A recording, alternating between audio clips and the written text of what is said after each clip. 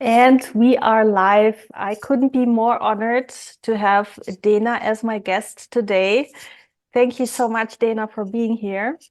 Thank you. Thank you so much, Lacey. I Yes, am it's honored one. to be here. Oh, I am honored. It's been one of these encounters where you just feel it's a soul to soul connection. And we haven't been even chatting too much before. So we only know each other for a couple of months. Exactly how I feel. I feel like I'm just hopping on with a friend to have Yeah, a chat and I could talk about like anything. I don't feel exactly. there's limits with you. So today we are going to chat a lot about important topics. We're going to shine a light on Dena, who she is, where she comes from. She's Palestinian American, so of course she has a whole story to share about how she grew up in Palestine and she came to the US.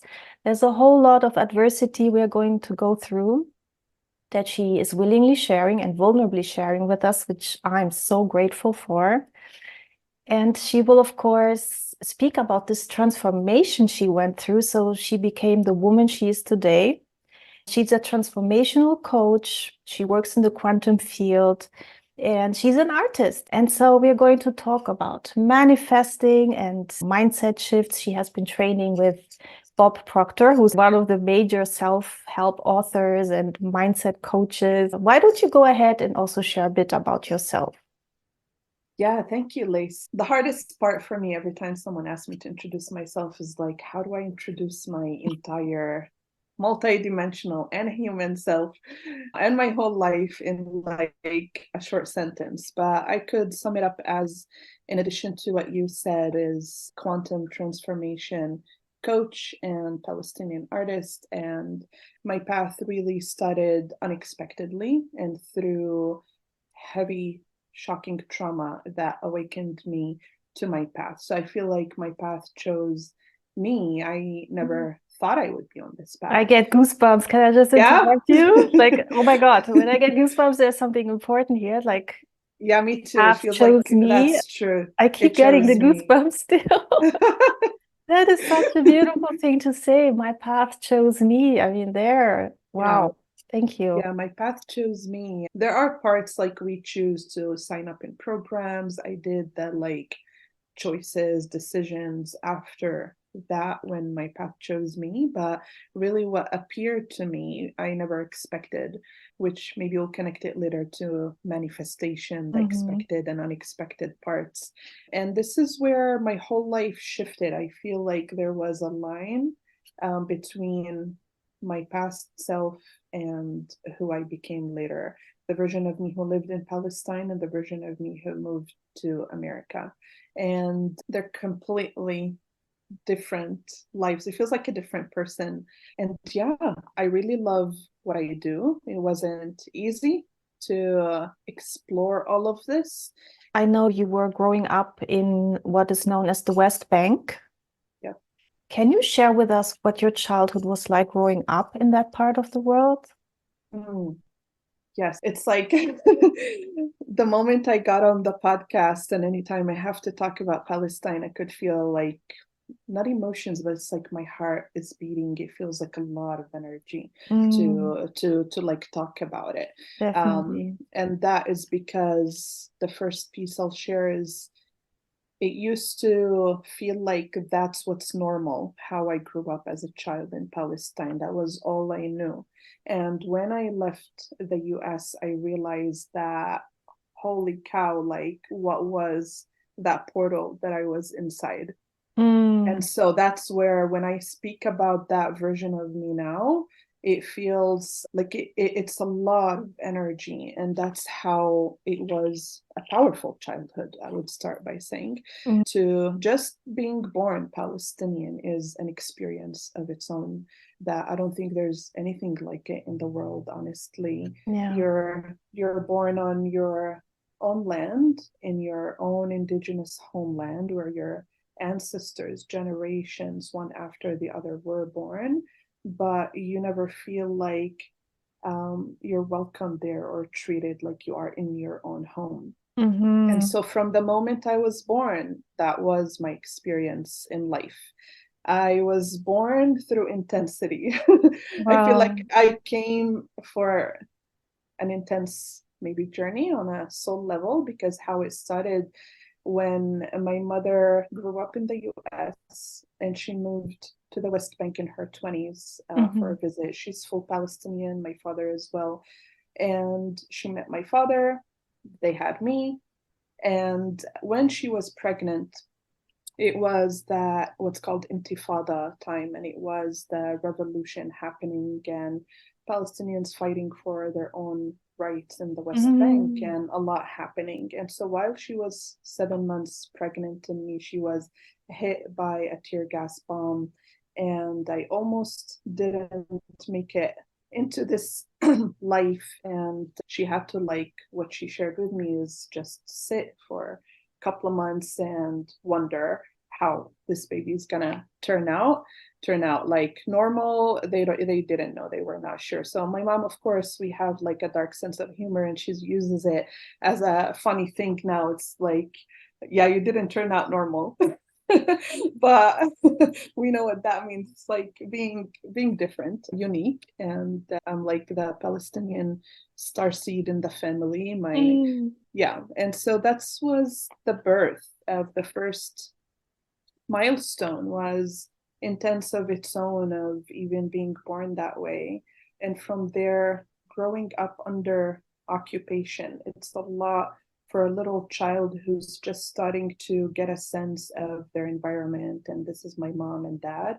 And also this is an occupier in my land. It's like going to school was not like the normal of what kids. I grew up under an illegal settlement. There's literally a siege between us and the Israeli settlement in the West Bank. And I grew up right under it. So I saw soldiers all the time and settlers. And I knew from a little age that it's not safe. I'm never safe. And so the safety element was never there as a Palestinian from the moment I was born. Going to school, I would see the soldiers just detaining random men on the streets, like my father, with their hands up on the walls. And my heart would be beating so fast. I would be terrified, thinking like one day this could be my father, or we could be stopped. And so that was me going to preschool or like elementary school. So that's the intense overall feeling of like, I was not born into something safe and comfortable like every child in the world.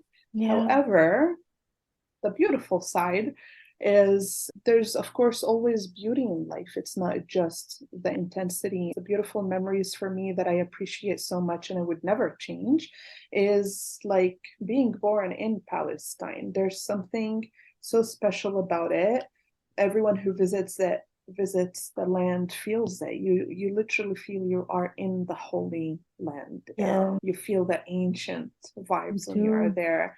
I even have goosebumps when I say that. And so my memories are playing outside that I would never take back, playing outside in nature, and always being around the grape thing. I don't know, it's not like a tree, but with all of its like leaves, and it was everywhere. Fig trees, where there were a lot of them outside, and that was my playtime. And there's a chicken coop, and so me and my best friend, who is still my friend until now, lived next door, and other kids would just play outside every day in nature. And our snack would be a fig or grapes or something from outside. We'd play with the chickens. So I got that part of ground, like connection to Mother Earth, and deep connection to the roots, and playing how a child, I believe, should play outside, not just on video games and so on. So that part I love so much about my childhood. My parents did their best to give me a good life. So I lived a pretty much good life as a child with what they gave me and provided for me. Wow, that sounds very special. And I have never been to Palestine, but I had this calling once the war started to energetically be of service. And I definitely felt this holiness of the land. And I've been sending healing, of course, and helping the deceased Yes. step into the light and just praying for everyone. And it's just been such an emotional journey, which is how we connected. Yes. Oh my goodness. Which I feel like right now I wouldn't want to be on any other podcast with somebody where I can't mention even the word Palestinian, that I am Palestinian. It feels like we reached that point where I can no longer hide that part of myself and just present myself as a coach. Yeah, it feels like less magnetic I would be, and I'm hiding something. Yeah, you should never hide, indeed. So thank you, Lise, Thank for you. showing up for the world, for us, My for goodness. having me here. So I loved how you described your childhood, which was this juxtaposition of the heaviness of the soldiers being around and this fear-based upbringing, but also the beauty of the Holy Land. Now, I know you got married quite young. You shared that with me before. And there's a whole lot of adversity that happened while you were married. Maybe do you want to take the listeners through what happened? Yes, this is the most intense part, where I say like my whole life path felt like that is the normal. And until I was 27, I realized like, whoa, what is this path that my soul came here to experience? It sounds like a movie. At the age of 14, I met my husband, Wasim. His name means handsome, and he was super handsome. I was 14, he was 16. Wow. We were in middle school, and it totally felt like, some people call it like a karmic relationship or like a soul connection. So maybe trauma bonds definitely were there, but also mixed with love. So it was this very intense love story that was bittersweet. It had the good, it had the toxic, it had the romance that I never experienced anything like. It was a lot of things to experience at the age of 14. Yeah. But when I met him, my heart exploded. I was like, this is my person. I just knew, and he just knew we were meant to be together. And it was a very strong bond. And I fell head over heels in love. Definitely had attachment issues from a therapy perspective, but I feel like many of us did. Many of us did. Like, who are you if you never had that? Exactly. So I was not perfect. My experience with him was not like the healthiest love relationship, but it was my life experience. I felt like Romeo and Juliet, honestly. We were obsessed with each other. And so being obsessed with somebody from such a young age, it shaped up who I am and my identity and personality with him. We grew up together, so he influenced my life tremendously. And his life was traumatic. And I think that's where you unconsciously know that you're kind of this empathic person who's always overgiving and there for the kind of people who go through hard stuff. So I felt like I was always the therapist for other people, and always holding space for the journeys they went through. And so his life was really heavy, losing his father at the age of 15 in front of him. He lost him in a very traumatic way. His mother was Russian, so she was not fully like from Palestine. And so he had a lot to unpack, and I ended up like walking with him from that little age. And through him, I also found love that I was seeking, perhaps outside of myself, but it was at that time super satisfying.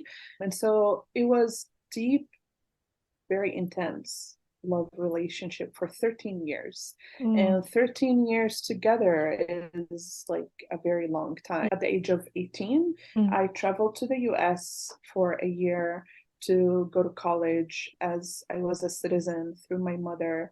And I had so many dreams to be an artist, to paint, to pursue my life, but I couldn't. I just couldn't do it. My parents were divorced at that time. That was super heavy for a highly sensitive person like myself. And I just never had anyone to like ask me, how are you feeling or how are you doing? And so that affected the whole dream and how I was going about it, but also I missed him like terribly. And so I just packed my stuff and I felt overwhelmed and I went back to Palestine. And that was the transition point of my life where I felt like I had two roads to take and I chose to go back. And Wow. going back is where I experienced the most intense things of my life. I just knew I wanted to be with him. I also wanted to be with my father. He was alone. And that's where I went to college, ended up going to college in Palestine, Bir Zayt University. And we got engaged, me and my partner, Wasim, and we got married for 2 years. And within those 2 years is where we experienced heavy things like losing our house to a fire one day suddenly out of nowhere. I was inside the house and there's a restaurant underneath us and it just blew up on fire. That day was the first time I experienced a shock that your brain stops functioning. You literally freeze, and like I froze. It was like the sun has dropped to earth and I just saw it from my window. That's what it looked like, the fire coming Crazy. from my window. And I sat there for a second, like just looking at it and paralyzed, not knowing I can't move. And then I got the signal for my body to like run. And is where I just ran for my life, opened the door, grabbed my dog, managed to get out, and the whole house blew up on fire, basically. Oh my Um, God. and that was the first big loss in my life. And it felt like there's never home and stability and safety from a very little age. Been through this. It's where I just had this shock of you really could lose everything in any material thing any day. And who are you when that happens? And so I was still, you could say, like not awakened on a spiritual level, but unconsciously I started to question Right. things and what is life and who I am. A year later, we got to rebuild, clean up the house, and move back into it. I lived in a house that still smelled like ashes, and it was the house he inherited from his father and meant so Oh, much to him. right. And we were still young on our financial journey, so it wasn't like easy for us to move anywhere else or just get a house. And we had a business together, a clothing store. So he gave me that experience of being my own business owner, entrepreneur. Taught me so much. He taught me to be bold, really. A lot of my courage. He loved an adrenaline rush. He was that kind of guy who just brought the extroverted version of me out because I was an introvert a lot of my life. And yeah, we did a lot of crazy things together. We had so much fun and so much intensity. We were like best friends and lovers at the same time. And his life, though it's like his own trauma, I felt like it started to pile up so heavily on him. And the last couple of years, he was just weighed down by life inside the apartheid. It was the occupation was really heavy on us. As much as we tried and opened a business and dreamed, everything around it was difficult. May I ask what business that was at Yeah, that point? yeah, just a retail store, clothing. And so we had two branches. He sat in one, I sat in one. But to stay relevant on the path of like the experience with him and adversity is I never thought that comes a time where I would lose him. But he passed away in 2015 and suddenly died right in front of me.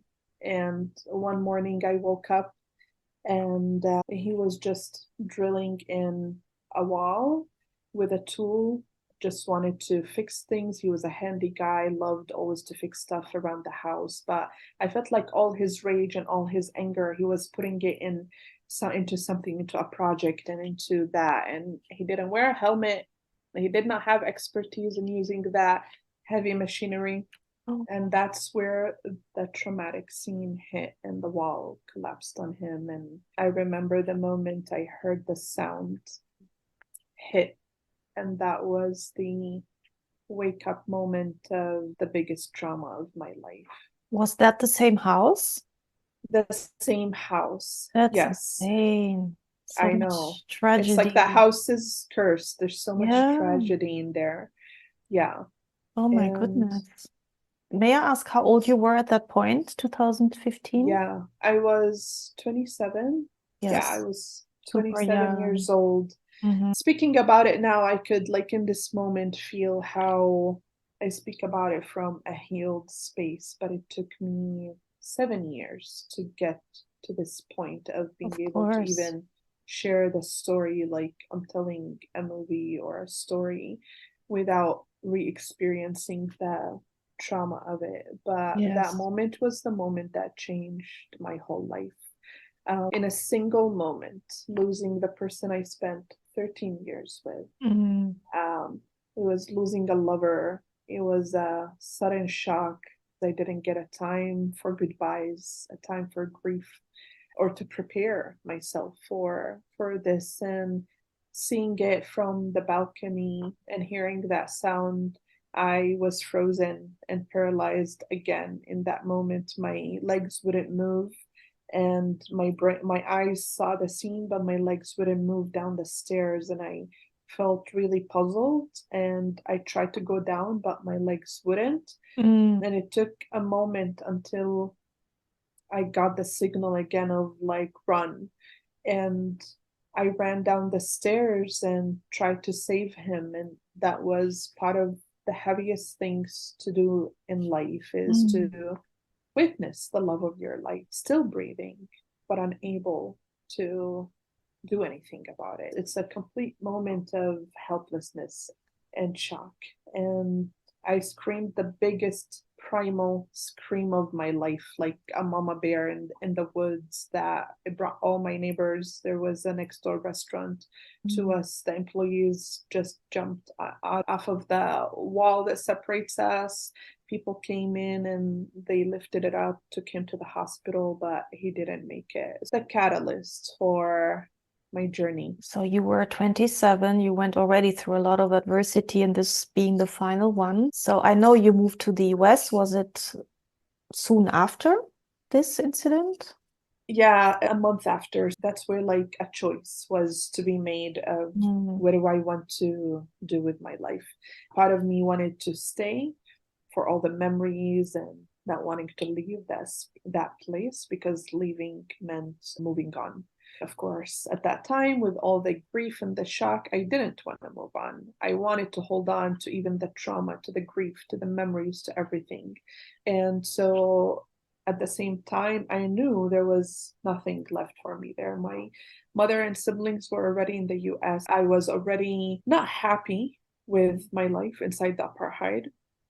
I was really depressed from living under occupation. It was super depressing.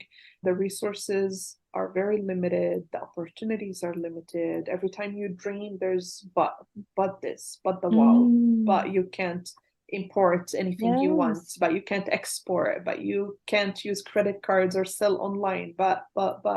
And so there were so many restrictions and limits, and I have this big soul that, as quiet as I could look sometimes, but it's fierce. It loves life. It wants to explore and experiment, and I'm super curious. And so I knew in my soul that I was meant to leave. I was meant to just, if I lost everything, like, what else Right. is left other than, let me see what life has for me somewhere else. So a month later, I packed up my bags with the clothes that still smelled like fire, attachment to things I couldn't let go of. And it was all I had also. And so, literally, my suitcase smelled like ashes, but for me, the smell was familiar. My mom came to pack things with me and take me with her to the Mhm. US. And she was looking at me like she knows my clothes smell like fire. She knows I didn't need half of them. I will buy a lot of things from the US. My suitcases were overweight, but it's like I couldn't leave things behind. They meant so much to me. And I had a dog, a Rottweiler. And so me and my dog left. I arranged for her to ship her.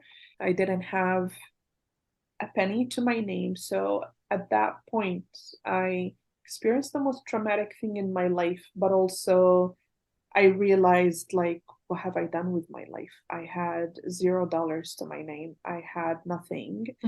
That was the beginning of a new journey. Yeah, so for sure it was the beginning of your spiritual awakening, even deeper than before. Yeah. And I know, of course, you were grieving. I think you moved to the Washington state. Yeah, Virginia, right next to Virginia, right, Washington, D.C. right. And I guess this is where's the turning point. It's not even Yep. after grieving, but I guess during your grief, you and your mother decided to do a course together. Is that right? Yep. So that's where my journey started with Bob Proctor and my Yes. awakening journey Yes. happened. So Oh my I God. moved. So he's one of the top like world leaders on human potential and creating results. Kind of like manifestation, but he went through the terms of mindset and thinking your way into the results you wanted, creating your desired reality.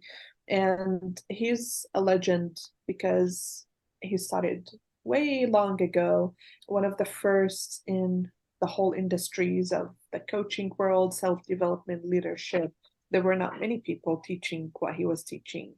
And he passed away a couple of years ago. Yeah. And so as long as he was alive, like Bob, until now, you can go on YouTube, write Bob Proctor, and you will see a lot of his teachings. They're very unique. I've never seen anything like it. Can I just ask whose Yeah, idea was it? Your mom's, or have you heard about yeah, it? yeah, Like, yeah, how did that absolutely. happen?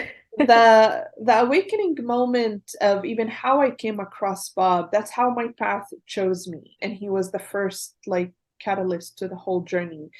The grief period took a few years before my awakening, like a couple of years. Definitely. And 2, 3 years that were absolutely a hardship. Just me sitting in my own misery. But also it's how before Bob, like it's how I discovered art and painting. And my mom was the one who she's super intuitive. We get our a lot of our psychic and intuitive and healing abilities from our mother, they say. And so she was the one who would give me nudges, and I always wanted to paint and do art, and she nudged me like, go for it, like this is your time. And I channeled all my grief into art and painting and discovered I could paint. From that, like that was the only thing that kept me going.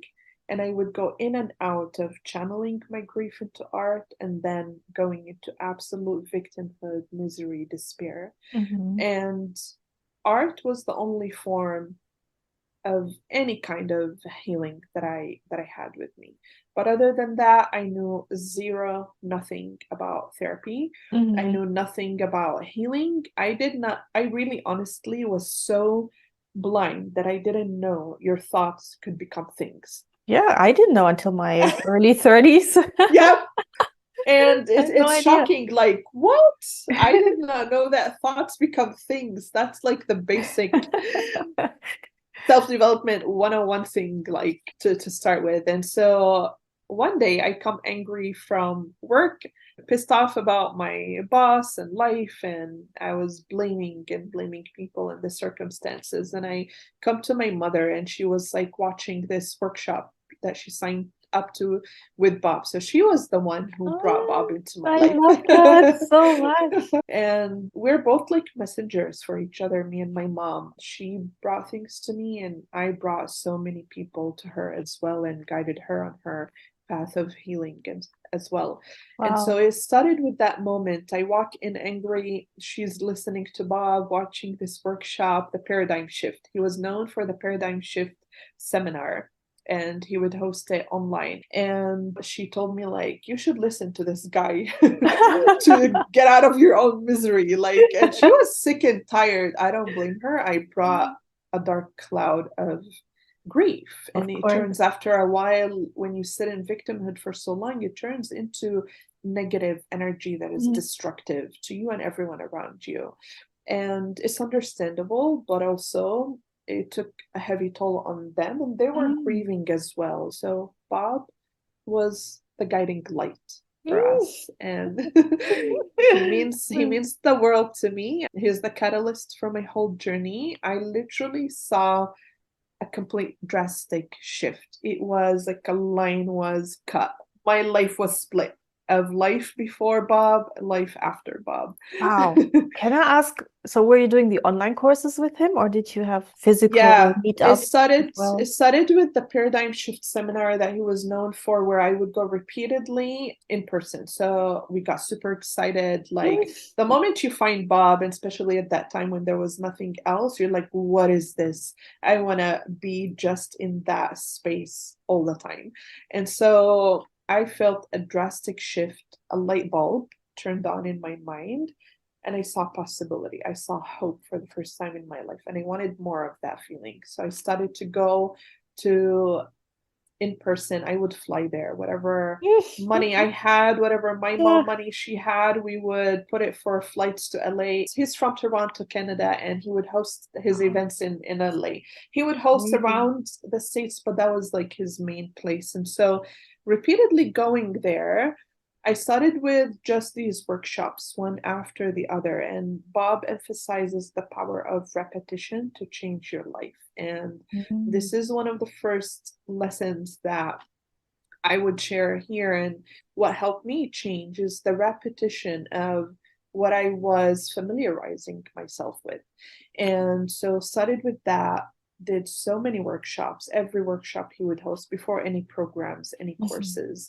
And there in that space, I met so many people. Until now, I'm connected to, it's like you really get to network and connect with like-minded people. So that was an added value to my life. And from there, that became like my tribe, my home. I studied into programs, studied Thinking into Results, his famous program that consultants franchise and teach through him. It's a 6 months program, so you study it and you start teaching it. And so I studied with my mom, and we both decided we want to do this. She was the first to decide to become a consultant. She's bold. She makes decisions fast, my mom, and she just moves. I was slower. I'm like, I need to calculate my risks and my wins. And so she went for it and really opened a doorway for me to start this path because of her. But also I was open and willing, and I took the steps to be part of this. Some people resist it, reject it, and they're like, I want to stay in my misery. I don't want to heal. I don't want to grow. I wanted to. I was like, this is everything I've been looking for. Where have you been my whole life? And so we started to coach together. She's the registered consultant, and through her company, I attended and paid for every training for consultants training. So we attended everything equally together, learned together, and started to coach and facilitate Thinking into Results together for 2 years. That is so beautiful. It reminds me of me and my mom. When I went to Thailand to study energy healing and emotional freedom technique and like other mindset techniques. And then at some point I called my mom. She was in the UK, and I told her all about the things I was doing. And then she hopped on a plane and came over and also started to study all these things. Yeah. And so nowadays, we are both healers. We are both space clearing experts. We have our other podcast together about space clearing. Oh my God, I didn't know that. So yeah, it's a powerful thing to share this with somebody, especially when it's your mom. Oh my God, it's a gift. It's a blessing. Yeah. Yes. Because most people, what they struggle with is their family is not on board with their self-development journey. Yeah, so I feel like we are really blessed with that.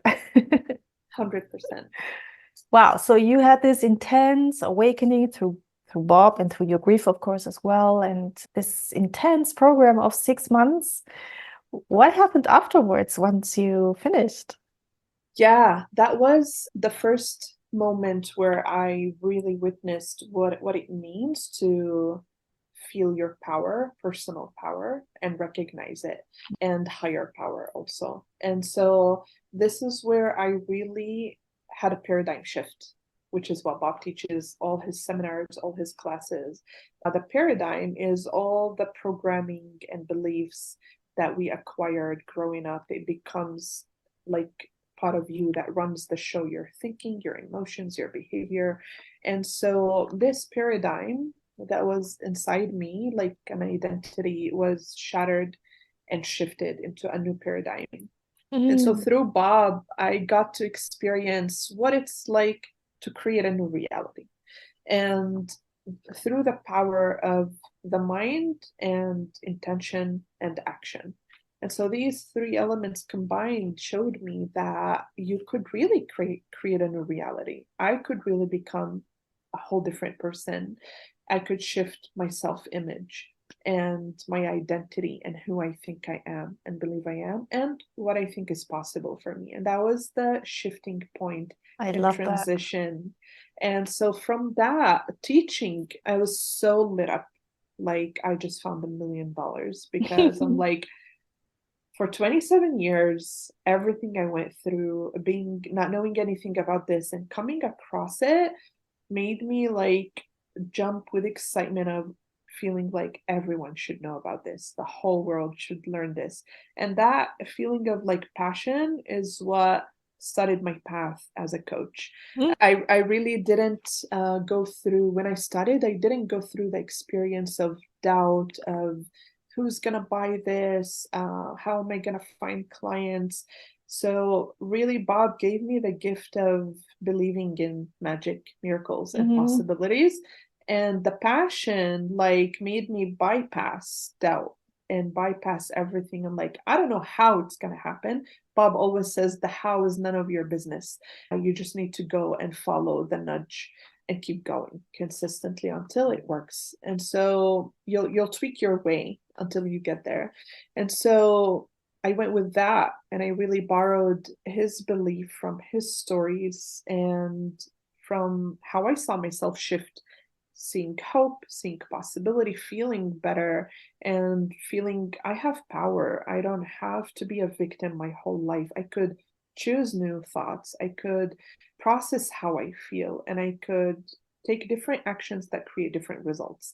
And so that made me feel like, why not? Like, everyone should know about this. And that passion helped me like really transmit this confidence to anyone who I came across and shared about the program with, that this will change your life. And so many people joined me. And so Mm. that was the first step into being a coach. It's like the moment of transition of being a coach on its own was something huge from who I used to be. So it was a quantum leap. Yeah, That's the for word sure.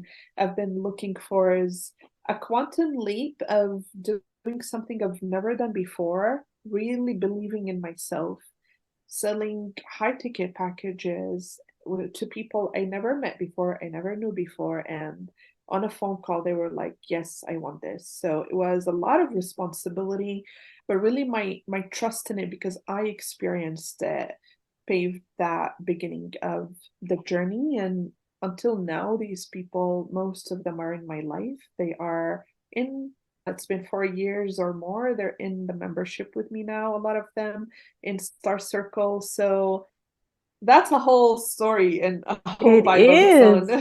is. And I want to Yeah. circle back to that in a little bit because I want to talk about your membership and also the star healing.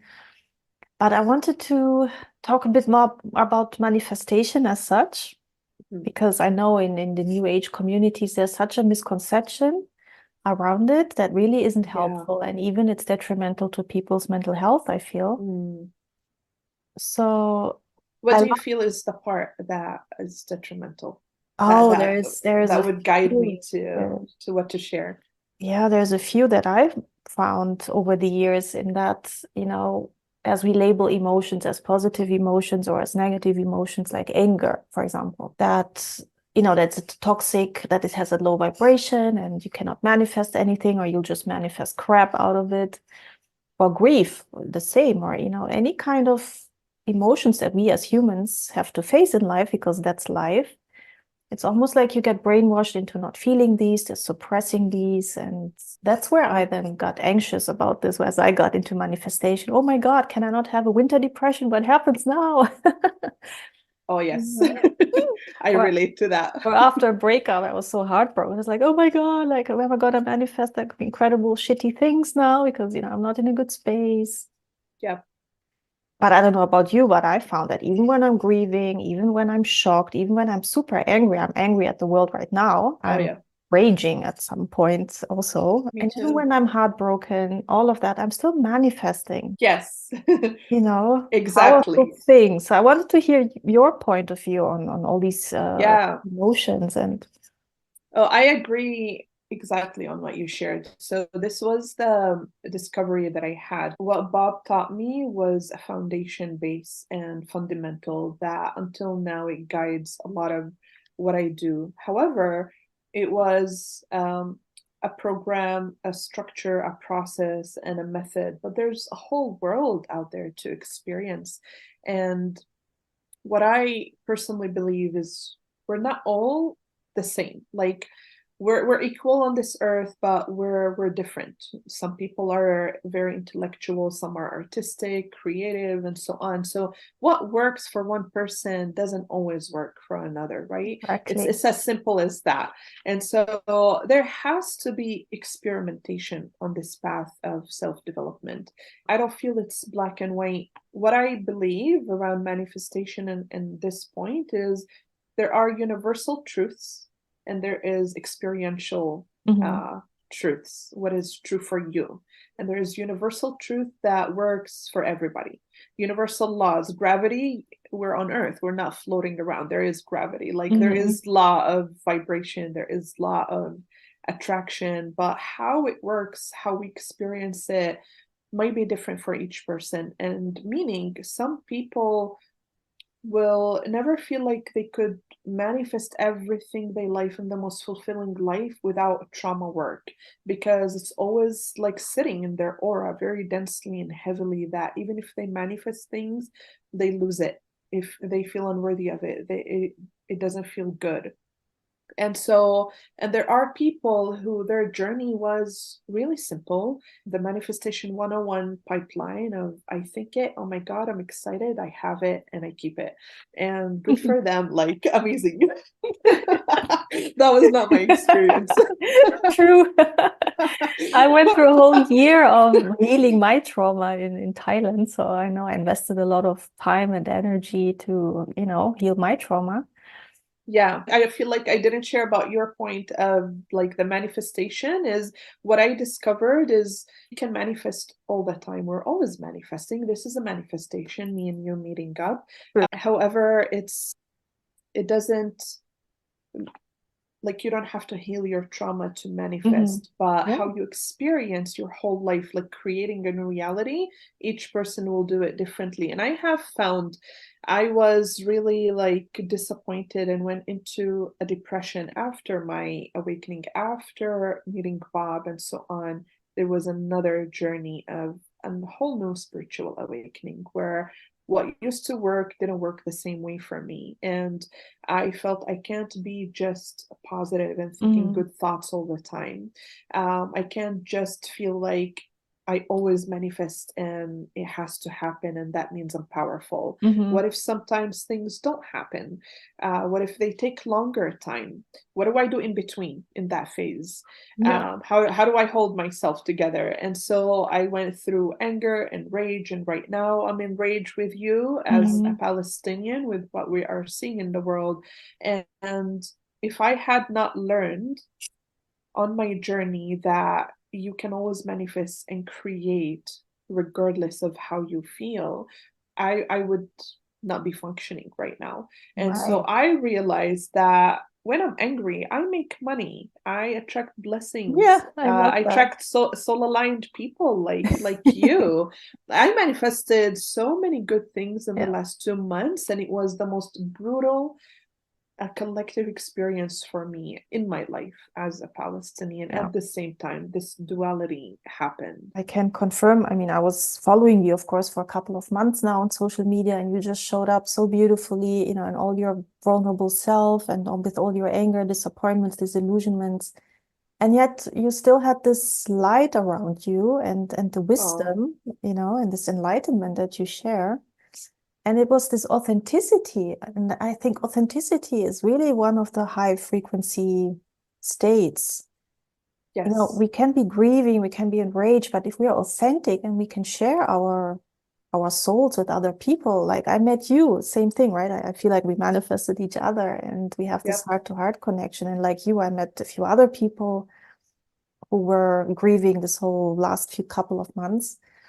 Yeah, because we've all just been sharing authentically how we're feeling, and it's been brutal the last couple of months, and I'm not even Palestinian, so I can only imagine what it feels like for you. Yeah, we all have been manifesting amazing things, even though we were feeling what other spiritual New Age people would call low level Mm. emotions, like low frequency emotions. So, Well, I have a story on that. Yeah. oh, go ahead. I want to hear it. Yes, on that, or I have like a message on that is I realized authenticity is really one of the core things. I already kind of knew it, but you know how you experience things differently at every phase of your life. So it's like re-experiencing that through Palestine made it land for me Mm. in my body like a conviction. Like authenticity is so magnetic. And so we can say all the positive affirmations in the world and still on the inside, how we're coded on an identity level somatically in our body and who we feel we are is actually the frequency we're emitting out in the world all the time. Right. So this is where I felt reclaiming part of my authenticity is my identity is being Palestinian. That's the like earthly part of myself, not to become just my identity. Yes, we understand on a soul level. I am not my identity. I'm a soul that will leave earth and go back to being a soul. But in this lifetime, this is a huge part of who I am, my heritage, my identity. And when that piece of me is neglected and I hide it so much and I feel like the world will not accept it. Mm. That feeling on its own is like, I need to protect this part of me. I can't show it to everybody. They will not understand it. They're going to judge it. They're going to look at me differently. Right. It was there sometimes. It's like, I don't need to speak about it. People know I'm Palestinian, but the conversation, the world was not ready for it. Mm. And so that piece through Palestine, how I just showed up, used my voice, and felt bold to just speak and own fully, unapologetically who I am was my authenticity, a Yes. new level of authenticity. I no longer need to be like a Western kind of, I don't need Western people only to relate to me to Hmm. be my coach. I could be different. I'm Palestinian. There's part of my roots and heritage and indigenous self and medicine that comes into my service. And just reclaiming this piece is authenticity that was magnetic. I felt my frequency brought to me Hmm. people, new clients, abundance. I on its own, even though I was not promoting anything because I was angry and grieving for my people, but all Hmm. that came on its own. It found me. Wow. So that's my evidence of So good. authenticity, that sometimes we don't think it comes through these things, but it's like every part of you must be accepted, alchemized into wholeness of who you are. Hmm. Oh, that's so beautifully put. And thank you also so much for being so authentic. It was like a fresh wind, to have people who are Thank you. authentic on social media, sharing their emotions and still manifesting like crazy. So that was powerful Yeah. to, just follow. What would you say when you work with clients or with groups of people are like 1, 2, or 3 of the major blockages that you find when people are blocking their manifestation? Good question. It's different for each person. Generally, the top 3 blocks. I attract women, a lot of women, and I had some male clients, but mostly they're powerhouses. They're very unique people, gifted, have intuitive abilities. So they're always, you could, what's called like a light worker, spiritual, and so they feel deeply. Mm. And one of the things that, even though they have so much light, they're intuitive, they have capabilities, they are skilled. However, they doubt themselves. So doubt is one of the biggest Oh, things I came so across. true. Self-doubt, it's huge, especially with women and, as you said, highly sensitive people, creatives. Yeah, so with my clients, I feel like doubt is one of the biggest things. Like it creeps in on people even after they had results. So I have some clients who had massive results. They made money, they, let's say, bought land and real estate and accomplished so much. And then doubt kicks in, and it's like, what is this thing that they have so much evidence? They've seen what they're capable of, they know how to create results and manifest. So why are they puzzled now and frozen and unable to go to their next level? And they even abandon some things and start questioning Yes. their entire reality.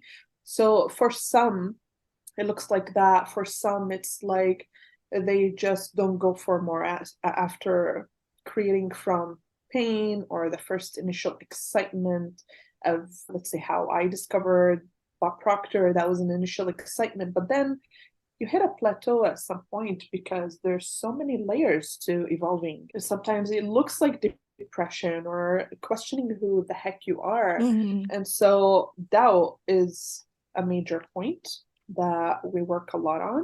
And assumption, it's like on an identity, self-image, on an identity level, who are you assuming you are, and what are you assuming about your reality in the micro little moments? So this is, I believe, a lot of my clients, the roadblock is how to navigate the actual path, Mhm. how to like apply things. Theoretically, a lot of people are learning about the mindset, they understand spirituality, they get the crystals and the sage, and maybe even go to a ceremony. And I did all these things, but to embody it, practice it, become it. So it's navigating the path itself is something my clients Oh, always need guidance on. love Uh, that. it's why I hire mentors too. Walking the path is a big chunk of your success, Yes, I love that. manifesting, creating a new reality. And doubt Embodiment. goes with it. Yeah, Yeah. embodiment and walking the path without like stopping and just abandoning everything or like being stagnant. Yeah, because I mean, I have a whole book called Universe in You, 11 Steps to Co-Create the Life You Desire. Mm, One of the steps is taking inspired action. mhm. And I know with Bob Proctor, you said the same thing. There were like 3 Yep, things that you mentioned. Action is one of them. And I feel in the spiritual communities, especially from women, is that you can just visualize things or create the vision boards, but they don't take action. And yeah, yes, sometimes things just come to us. It happened to me too. But I would say 90% of the time, I'm taking action every single day towards my desires, my dreams, my yep, intentions. yep. So And the how? energy they do things with the Yeah, action. Yeah, exactly. yeah, the inspired piece that you Yes, mentioned is like exactly. inspired action, not chaotic action, and not just Absolutely. action of the past, because we repeat past results when we're like Exactly. just circulating that. Yeah. So every people manifests differently or gets into a space of alignment differently. For me, it's journaling. It's Mm. a little bit of meditation, journaling, sitting with my emotions, allowing myself to feel them. And I take action from that place. How would you say you do that? How do you take action? How do you get into a space of I'm aligned with my higher self? When I started with Bob, it was every single day I read a goal, and I repeat it so much and I visualize so heavily, and that worked, and it does still work. However, I don't feel where I am right now that I need that so much. It stopped like resonate. It started to feel like heavier, Mm. more like a masculine way of manifesting. And so the best way for me is to detach from time frames. It's the inspired way of living, like following the nudges, following the intuition. I would write a to-do list, and I don't always get the to-do list exactly how it is done. I find myself always branching out and always following my intuition and always feeling like, oh, let me create this thing right now, like this vision channeled through me. Let me go design it and put it on shirts and drop it as a new collection. And so things are not heavily planned nor structured. So I would say I manifest through feeling. I feel inspired and I Yeah. follow the inspiration. And so the best manifestation for me is when I act on the thing when it's ripe and ready before it gets stagnant. And that's a huge piece. So one of the best things is all my content, videos, things I feel in the moment. And if I feel something, I record it, I do something about it, I put it out there. So it's Same. like co-creation in the moment Yeah. is key for me. So I do take Yes. action. It is inspired action, like you said, and Yeah. it's following the nudges. What I do every day, I used to journal a lot. I don't know why I don't feel like journaling lately. So I Mm. go into moods, and that's the key piece for me is if something starts to feel like homework or I have to, it does Right. affect my manifestation. Yes. And so I journal once a year and I write like a list. I go on a rampage, maybe over 100 things I want to manifest. And actually I come back and I found a lot of it happened. Oh, wow. But without a time frame. And so that's key for me. Time creates pressure, and it's like I start to look, where is it now? Oh, it's not happening, and it could put me into doubt. So non-attachment, loosely attached to it, but knowing. I love that. So yeah, That's step 11 in my book. It's like, let's detach. And I believe in divine timing about everything. exactly. Yeah. And that's a whole nother journey, right? To let go of the Yep. pressure of timing. Things come when we are ready to receive them, when we took the aligned action or the inspired action. Completely on board with what you said there. Yes. Feeling my emotions, I would add to what you just said, Yes. Oh, 100%. My key to manifesting is feel everything yeah, without making a story exactly. about an assumption. What am I assuming? What is the assumption I'm gonna walk with in the micro moments of every day? This is something I always try to keep myself disciplined with, Me because too. when I'm so emotional, high emotions, my thinking could drop Yeah. easily and I start assuming worst case scenarios. And again, it's that piece of detachment there, because of course we are emotional beings and we can feel our emotions, but we are not our emotions. Yep. So feeling it and then knowing, okay, this is me feeling this because of XYZ, but now I'm going to detach myself. I felt it. It's okay. You know, I send love to that part of Absolutely. myself that is hurting, and then I continue. So yeah, detachment's really healing, learning to It detach. is. Yeah, it feels like acceptance. Acceptance is a Yeah, key, was a key acceptance. piece on my So journey. true. Acceptance, key with like authenticity that we talked Yes. about earlier. Authenticity, acceptance, attachments, like all major themes. Mhm. And it's a huge journey, each one of them. Yes. Yeah. Wow. So I think we brought a huge light on the manifestation process and, you know, all of that part. But we haven't shared yet. It's about the star healing that I'm so curious to hear what it Yeah. is. Can you share? So yeah, the star healing, I have not been using it like directly as an offer with clients, but I got certified with my energy coach, Sarah Ashley Wheeler, Mhm. in star healing, and it's a method she channeled, and I just knew I gotta be in there. So a huge part of me is this star seed that loves to connect with the stars and Mhm. feels the part of me who may have come from other planets. I don't know. It feels true. It feels like a knowing of past lives thing. And so that path always resonated with me. I like the combination of being grounded into earth, but also connected to higher power, Yeah. the stars, the star team from light. And so the star healing is a modality of channeling the energy of the stars with the star teams, Oh, wow. and bringing that energy through a healing crystal and a diamond that can send energy to people and shift what they're going through without needing to always go back into history of trauma. Healing in the now, in the now moment on a quantum level. And I'm now doing like kind of a level 3, a different energy certification with the same coach. Right. So it's all Quantum healing. energy shifting, quantum healing. I'm not a healer specifically, so this is how we're like all different.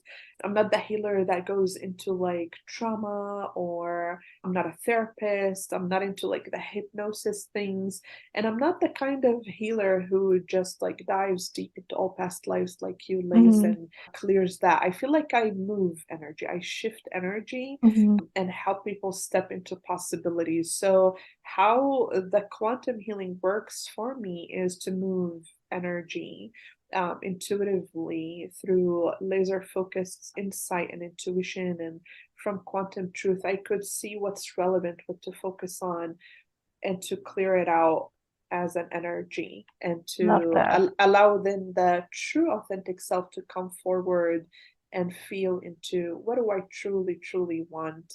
And why am I so attached to this? Can I go for it, take action out of devotion for the things I love anyways, while I know what's possible for me, but I also allow what's even better from source, God, universe. There's always divine things, unexpected, that come to us. Well, I think you're a healer. Yeah. There's so many different types, Yeah, different types. Some people just have that healing energy. They don't even need to do anything. You just sit in their presence and you feel like, I oh feel God. that way. I feel so much better. That's how my clients feel. It's like through, I like sometimes maybe feel shy to like glorify myself and like be in my presence. People feel I know. My light can heal you. but like looking at clients, and what has been consistently happen is they just shift and they manifest after they leave a session. They always report to me, oh, this worked out, this showed up out of the blue. And I feel the safety of being together is healing. And when you start to feel safe inside you, people could feel that as well. I love that. Do you also do one-on-one sessions? Like, how can people work with you? Yeah, absolutely. Thank you for asking. So things change all the time. What's been consistent is I love having group experiences, and I love one-on-one. So I do have both. And one-on-one, there's variations in it, from low ticket, like a one single session that someone could have. And it's a great doorway. I love when people buy just one session. It's good for me and them. There is this excitement in the industry of you just trust yourself and pay someone thousands of dollars. And I've done that and it felt good with certain people, but it's not always the case. So sometimes you just want a session. Right. Sometimes that's all a client needs. And as an authentic person of integrity, I respect that. When I feel someone doesn't need more with me, I respect that. When they feel that way also as well. So some people get a session and then they do a lot of things with it, and they join a membership with me, let's say, and they join the group experiences. The private, there's quantum guidance. I'm a natural visionary, and I got certified and trained with my incredible mentor who changed my life also, Sandra Nikolic.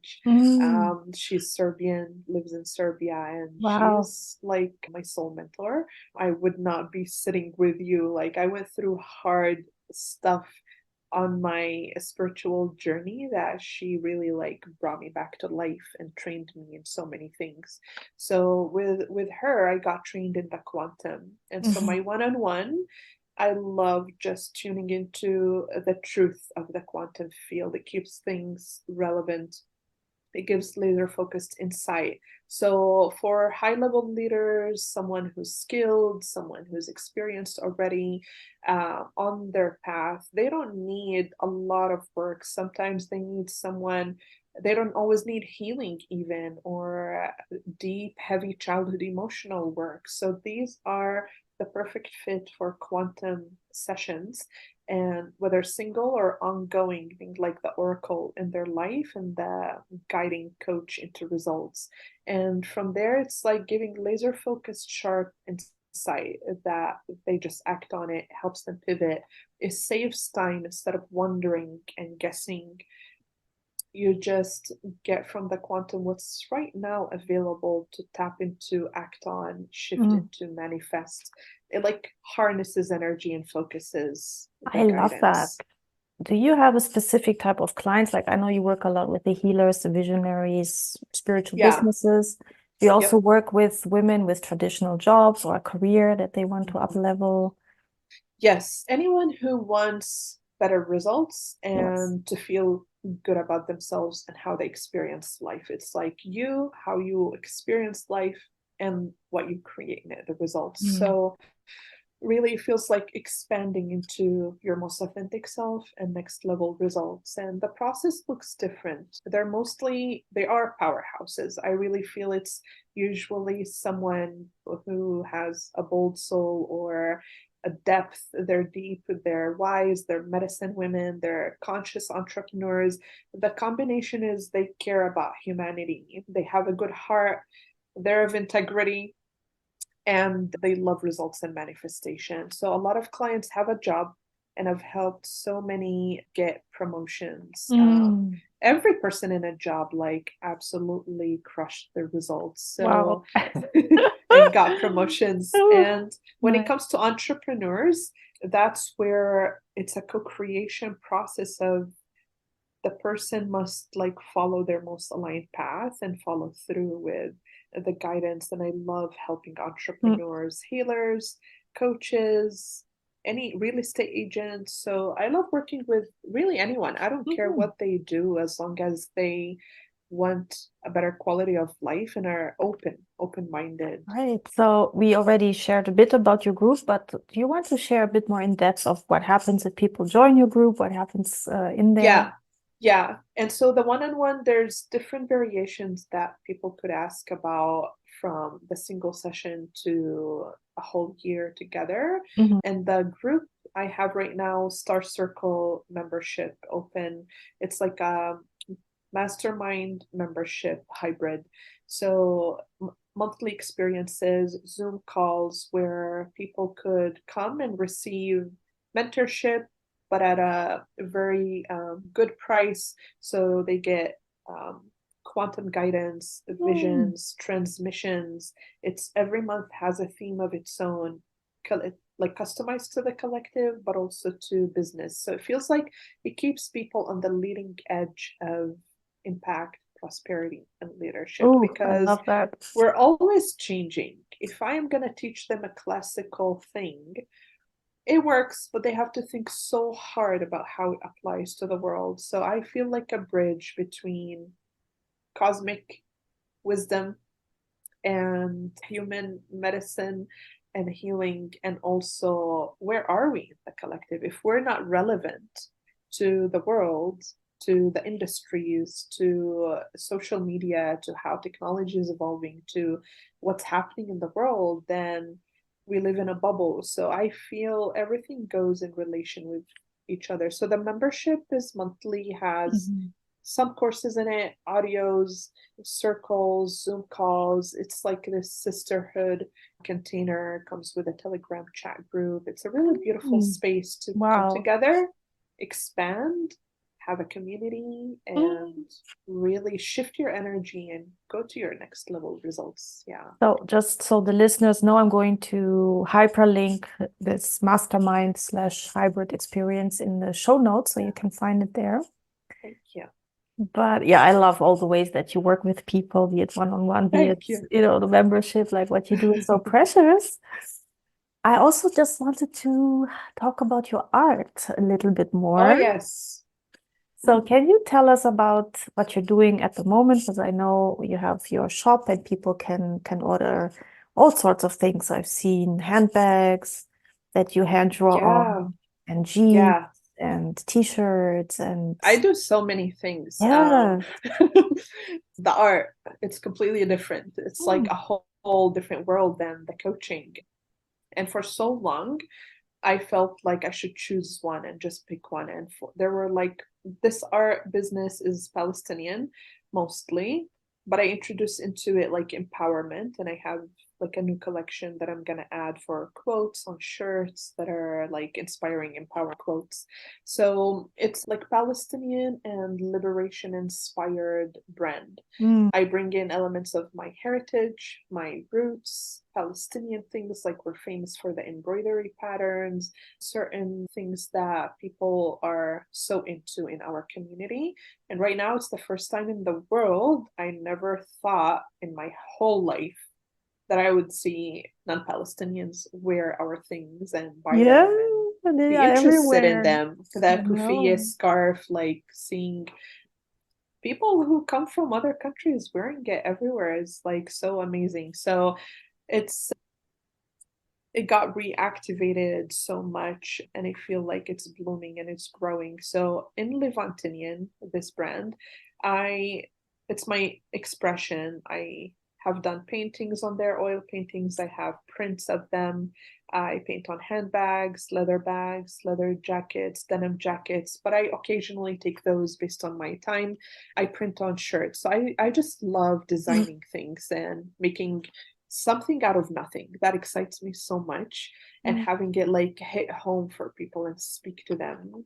It gets printed on sweatshirts, shirts, and so Mm. on. So it's an art and apparels shop and a liberation community. I love to write on there, share quotes and my own thoughts, videos that awaken the collective to what's happening in the Holy Land. So that's where that one, what it's like. Yeah. Beautiful. So I'm also gonna hyperlink this because people should Thank go you. check it out. I love your art. Thank you So so I feel like much. you're such a multi-passionate, multi-talented woman, and I have the same issue, not issue, but I love writing. I love writing poetry and books, and at the same time, I'm a healer. Like you always felt like I have to choose one, with one or the other, but Mhm. I would always miss something then if I just focus on one thing. Yes. So I always It, love all other multi-passionate women just for that energy that we don't have to choose just one thing and be successful. We can just branch out and do different things. And yeah, yeah. love Yeah, that. that's key, I feel. The permission piece is key. It's like Yeah. you will not explore all your passions if you don't give yourself permission. If you feel you have to be one thing, it can be limiting for multi-passionate people. Yeah, my goodness. Oh, my dear, you gave us such a wealth of, well, authenticity, as we discussed already, vulnerability, but also depth of understanding about mindset and manifestation and all of that. And it's been so wonderful to have this conversation with you. I can't wait to share it with the listeners. Likewise. We shared so much. So whoever made it to this last segment, like, hello, thank you Exactly. I for want you listening all, to the whole yes, thing. I want you to go follow Dena if you have Instagram or Facebook. I'm gonna link it all in the show notes. You can reach out to her, just send her a message to say hi, that you enjoyed the podcast, listening to her. Absolutely. I would love to, yeah, anyone who feels like connecting, chatting, I would love to hear Exactly. their takeaways. So again, thank you so much. And thank you to the listeners. And I'll be back with a new episode very soon.